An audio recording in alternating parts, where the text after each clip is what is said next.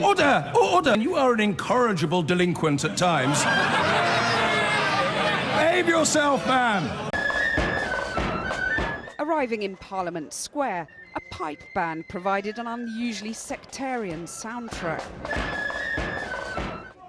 Punctuated by the now familiar cries of traitors lobbed at MPs and the media.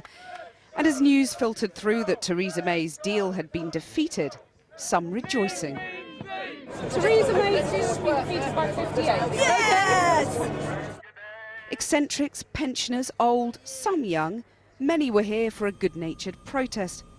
Others, though, wandered a few hundred yards up the road to hear the far-right activist Tommy Robinson seize the opportunity of a UKIP platform to deliver an Islamophobic rant.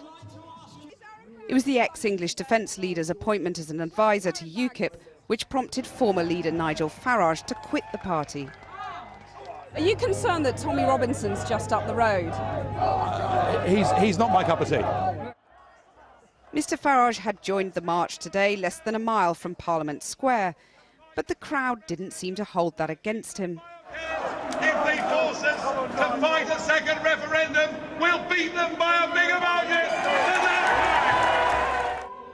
In the shadow of a parliament where MPs appear resolutely unable to deliver Brexit, the people who voted for it are equally resolute that it must happen, come what may.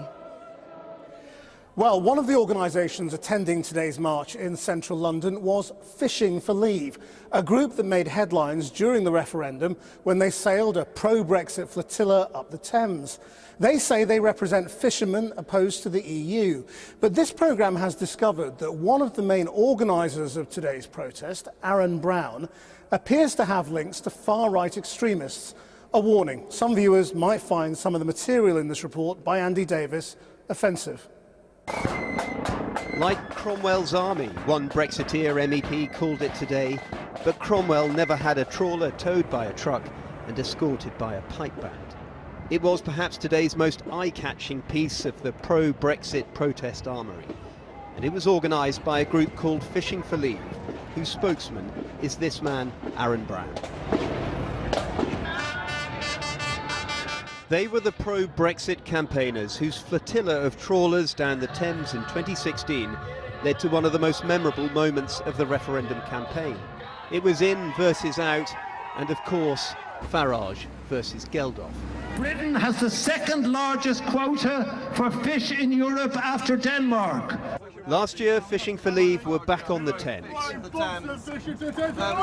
with Aaron Brown alongside Nigel Farage dumping fish in another protest.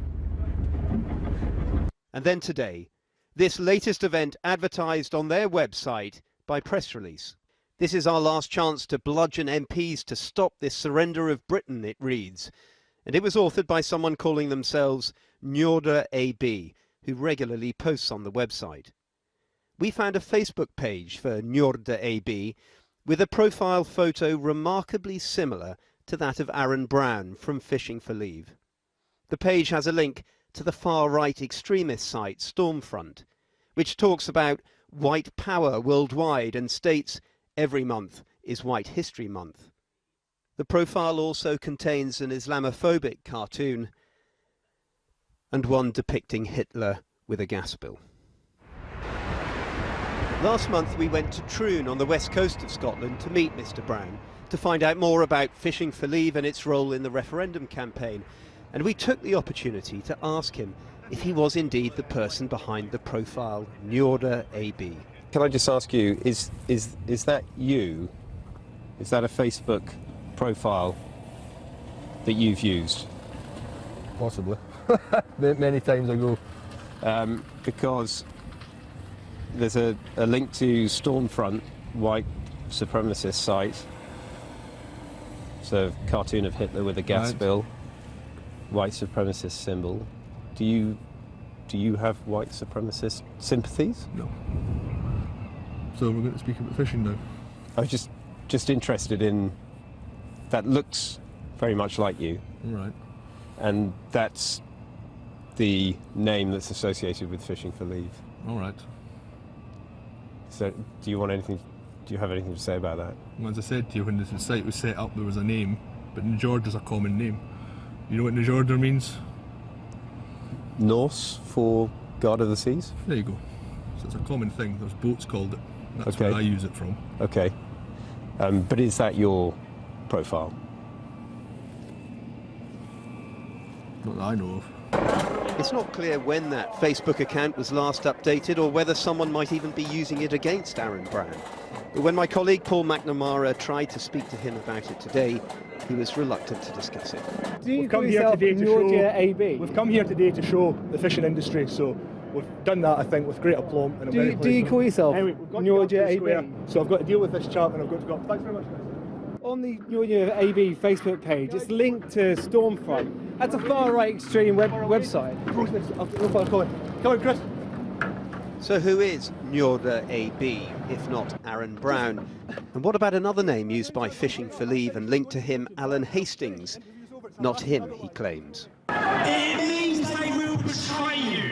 Meanwhile, the man who calls himself Tommy Robinson took to the stage in Westminster today, at a time when questions continue to be raised about the role of the far right in UK politics. Andy Davis reporting. Where Theresa May's Brexit has suffered its third defeat at the hands of MPs. I'm joined now by two writers on different sides of the Brexit debate, Lionel Shriver and Will Self. I want to ask you both the same question. Lionel, what have you learnt today about the country you live in? Well, I went to the rally at Parliament Square, and it did strike me that the people, at least who showed up there, are very traditionally patriotic, have a, what is to Remainers a more parochial idea of the country, and whereas Remainers obviously identify with this larger unit, which I find a little emotionally odd. That's where I don't quite get Remainers, where that's coming from, why you would identify with a large bureaucratic organization.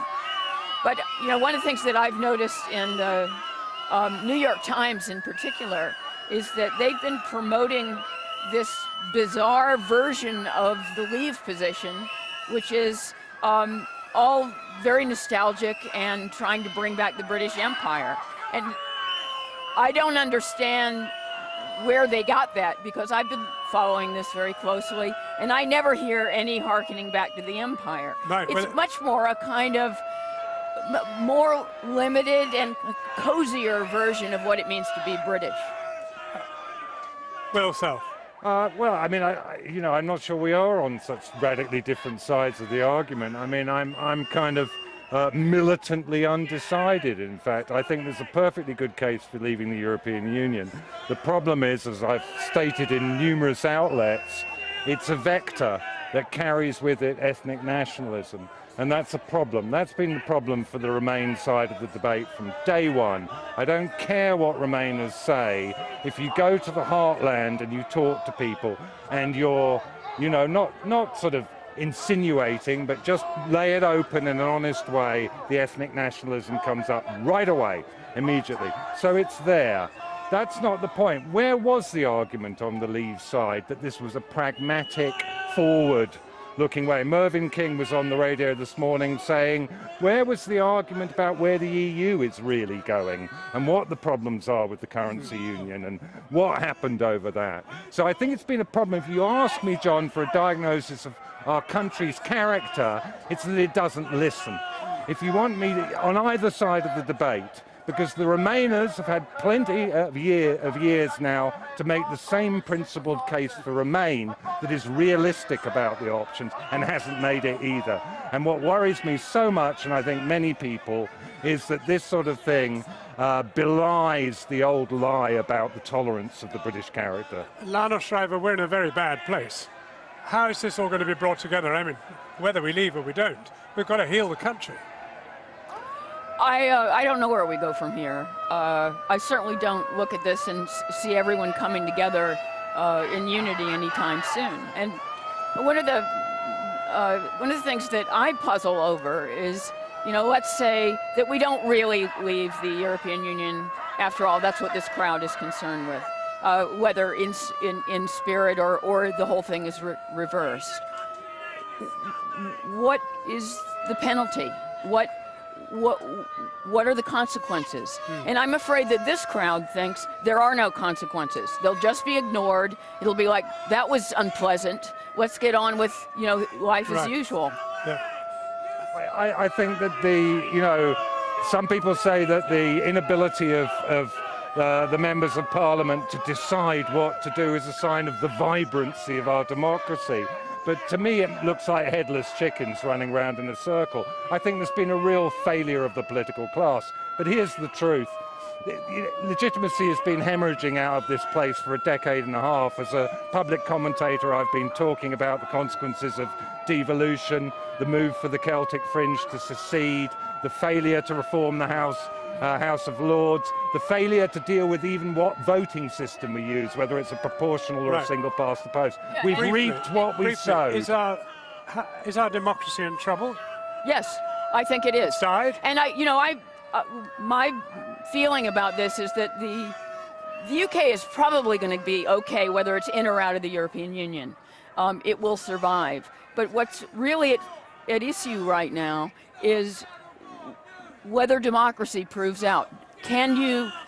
Will you institute the people's will? And I'm not struck that you will.